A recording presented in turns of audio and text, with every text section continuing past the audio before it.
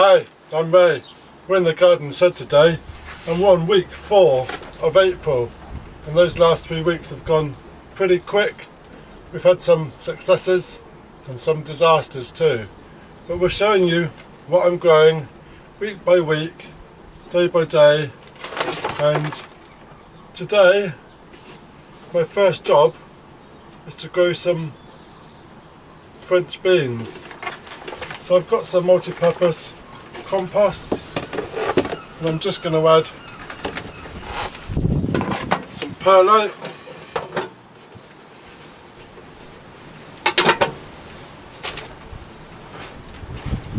and today we're using this cell tray. It's quite deep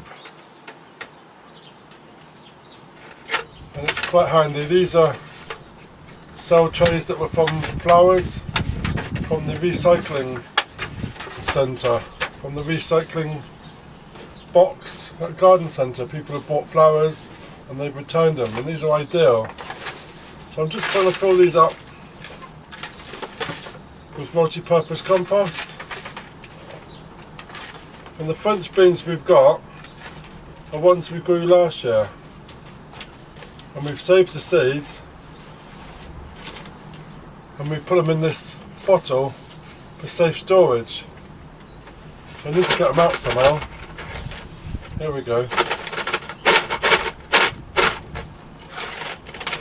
So these are the pods that were growing last year, and we've just dried them out. I'm just going to break open the husks and we can see the little French beans inside. So it's a perfect way of saving beads and not having to buy them the following year. And they're really good, really pleased. Crack open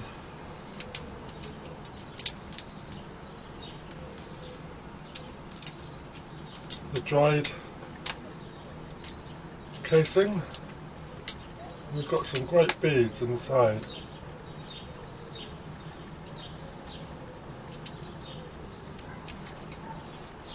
So I'm going to put 2 in each of these cells.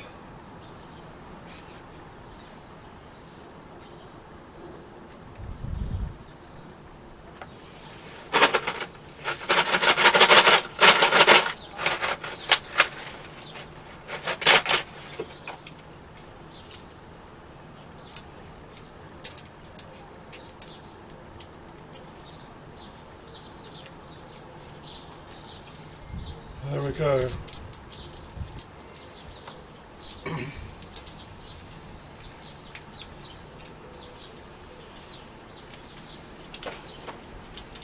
We've got about 3 to 5 beans per pod, so we don't need too many. It's just harder to get them out. This one's not looking so good. I'm not going to use this one. That one's alright.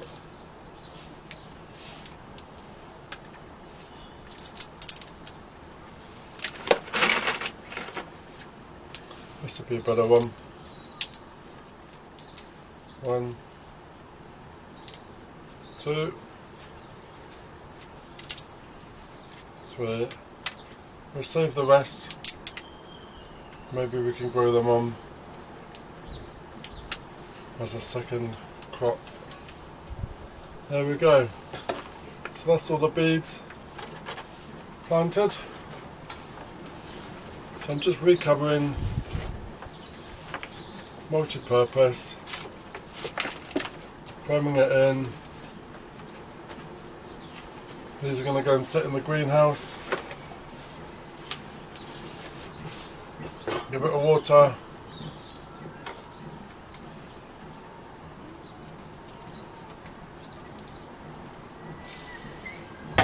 And then the all important label.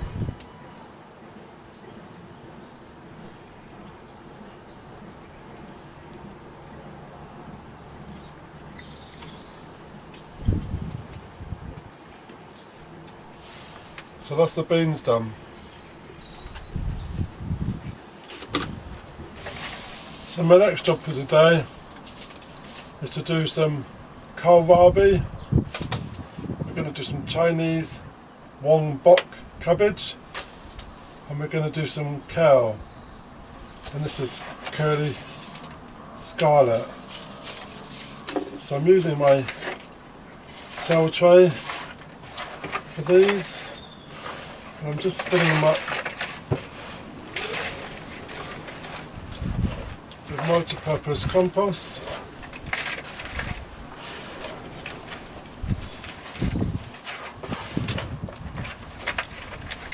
With a bit of added perlite.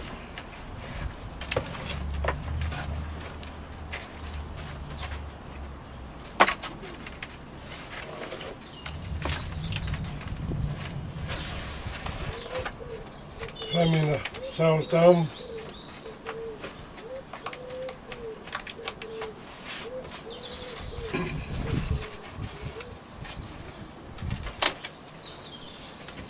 So the first one we're going to do is kale.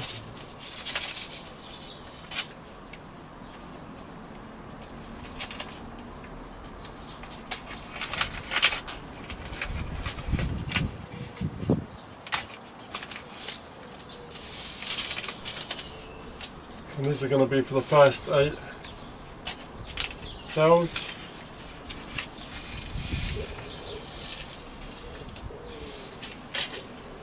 We're going to add about 2 in each cell.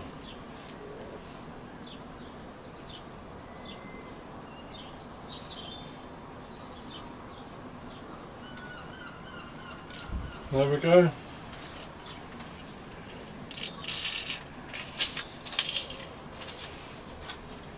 The next one we're going to do is cabbage Wong bok. This is large barrel shaped heads and light green leaves and large barrel shaped heads up to 2.5 kilos in weight. So I'm quite looking forward to that. We've got some of the giant cabbages growing outside, but they're not doing that great. They're struggling a bit for the light, so I'll put them outside.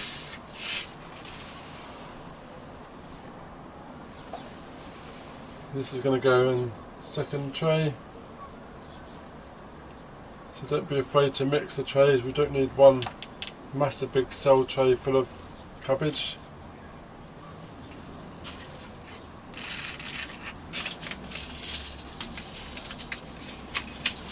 That's number 2,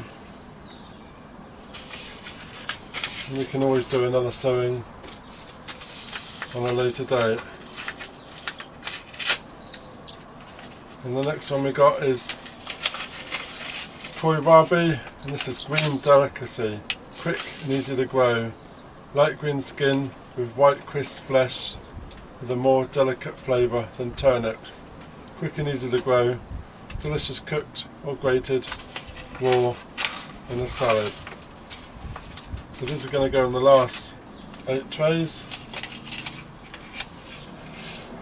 and like all the seeds are all very similar, so if you do get them muddled up, there's not much way of finding them out until they've grown. There we go. So that's the kohlrabi. What we're going to do then is cover them up.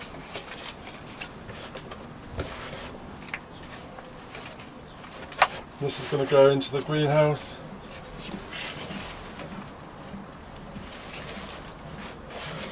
And we can grow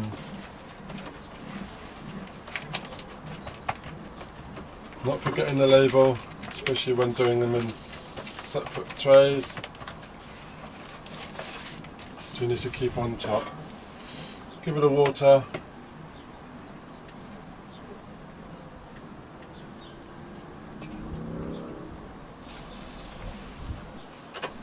And then a label.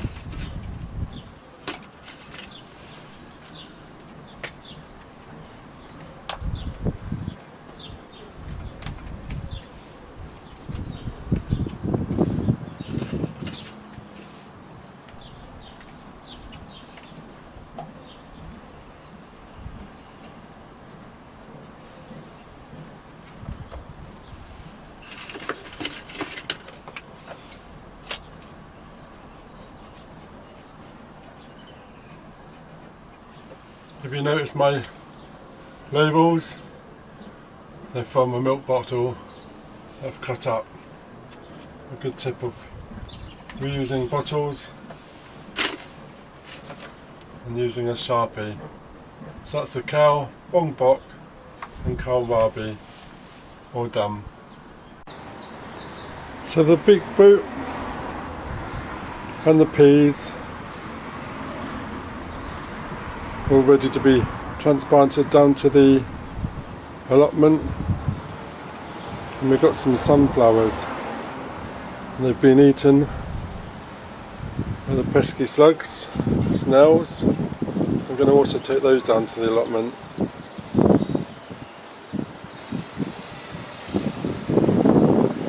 So my next job is to grow the outdoor cucumbers, and this is the ridge cucumber, and this is marketmore, good disease resistance, and we're using a big-ish pot, and we're just filling them up with multi-purpose compost, and I'm going to add 2 seeds per pot.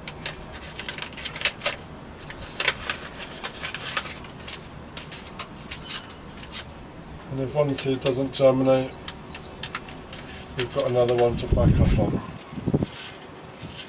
So these seeds are quite small.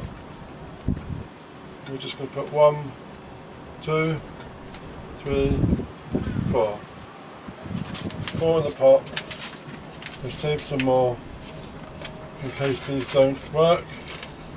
And these are going to grow over my arch outdoors. If it all goes to plan. And then we're going to recover, give it a water,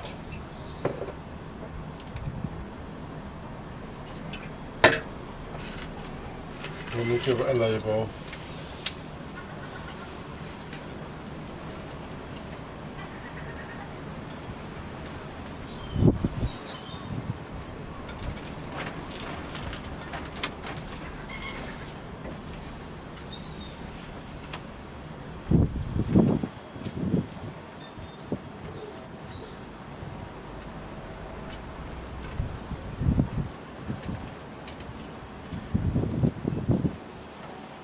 So that's 2 cucumber plants sorted, and they're going to sit in the greenhouse.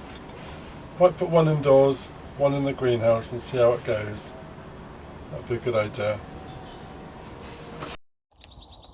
So I brought down my beetroots, and these were grown individually in trays, and I've also done a block sowing.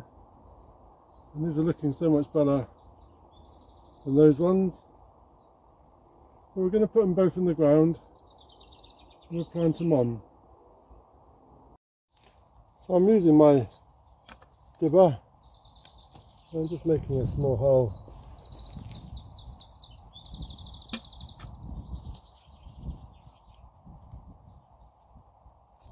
And we're planting these straight out.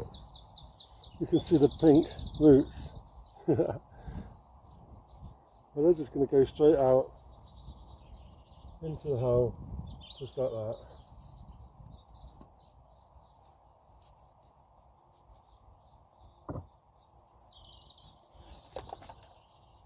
No messing.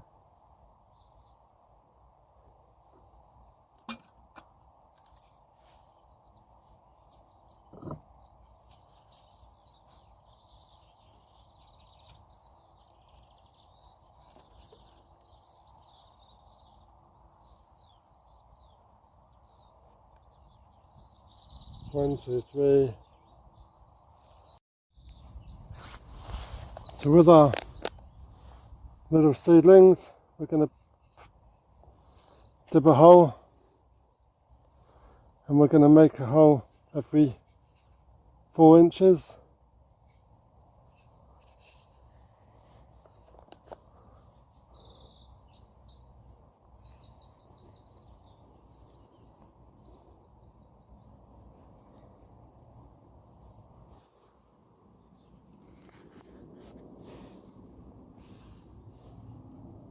And we'll take our seedling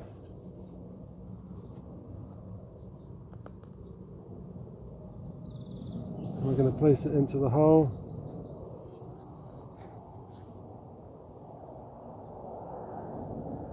And firm it down.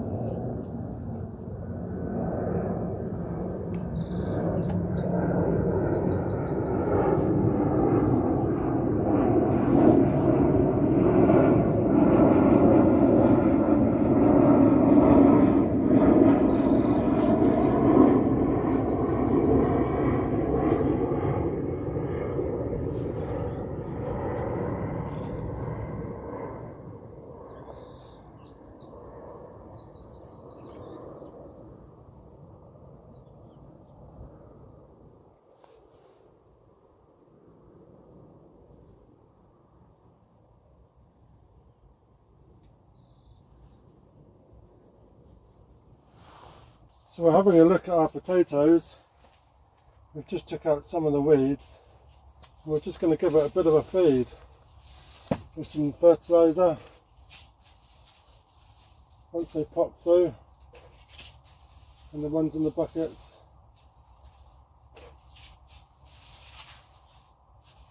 And I'm just going to give it a water, and then the nutrients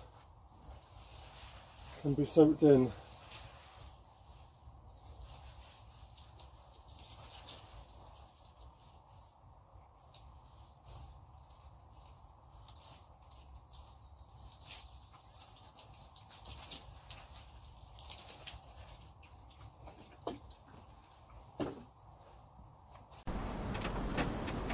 So a quick update on the last week. The spinach is growing. The Swiss chard, I may have one, I'm not quite sure. But the calabrese is a bit hit and miss. The cabbage, that's growing well. And also on the top here, it's the swede, which we've got no swede whatsoever. And the turnip, which is doing well. The marigolds and dahlias have been munched, which is annoying.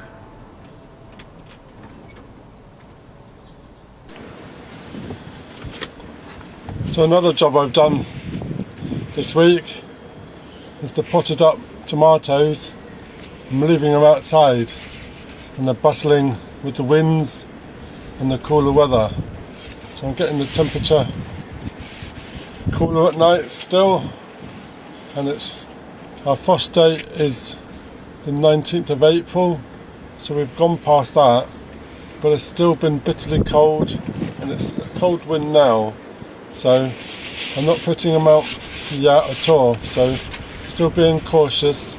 Last year on the south coast here we had frost in May, and we thought we'd put everything out in the middle of April, and we did lose a lot. We put all our runner beans out and they did get hit by the cold wind. Although it's not frosty, it's still a cold wind. And we've had some wet weather this week and we've had some nice weather. It's still a bit cold, it's still a bit chilly. Although I'm in a t-shirt, it's still a bit parky. So anyway, the tomatoes are just being outside and we're getting them used to the cooler temperatures before they go outside, but they're looking quite good. Really pleased with them. So there we go, that's another week of jobs on the allotment and in the garden. So if you're following along, let me know what you've sown this week and how's your crops doing that you've sowed over the last few weeks. It'd be great to hear what you're sowing and what you're growing. And if you're new to my channel, then please subscribe, ring that bell, get notifications when I post some more videos, and have a look back at some of these videos of last week and the week before of what we've sown in April. Thank you very much. Cheers.